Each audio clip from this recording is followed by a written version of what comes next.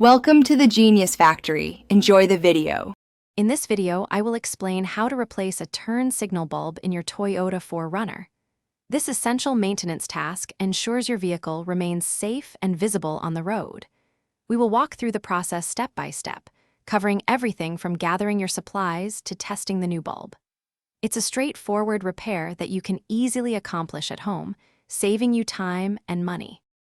Before we begin, let's talk about what you'll need and how to stay safe. You'll want a new amber turn signal bulb, typically a number 7400 or 1156 NA, but always verify your specific bulb type. Basic hand tools, such as a Phillips head screwdriver or a 10mm socket, might be helpful. Remember to wear gloves to avoid touching the new bulb's glass, and always work on a cool, powered-off vehicle. Now, let's get to the bulb itself.